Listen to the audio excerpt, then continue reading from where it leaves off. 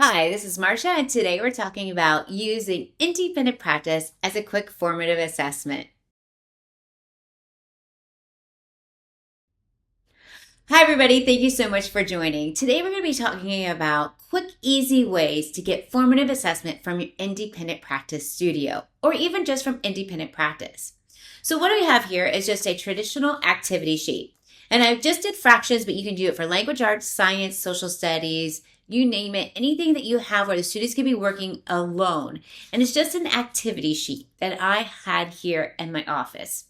Now, what I do, if I were to give this to the students to say, okay, I want this for a quick assessment, they might not have enough time, they might rush, they might not get it all done. So I'm going to do a quick little activity switch up, and it's called the grab bag model. I love this because all I did was I took that activity sheet, cut apart the questions, and instead of grab bags, I have some really handy dandy little cups.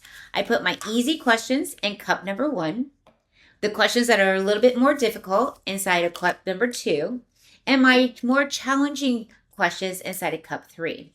Now, when the students go back to independent practice, instead of having to fill out this whole entire sheet, I'm going to have them pick one question from each cup.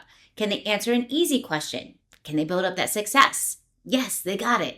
All right. Can they grab one from the middle cup and answer that question? Then can they answer one question from the third cup?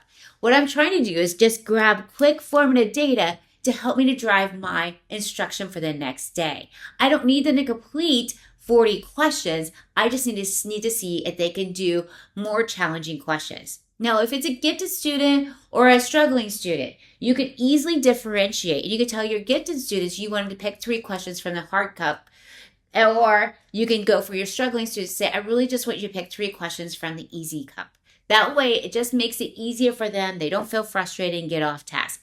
That's just a level up strategy. But to begin, for a quick formative assessment, take your activity sheet, cut it apart, and let the students grab one question out. And then just have them answer it on an answer key. Now you have a quick assessment that you can use to drive your small groups.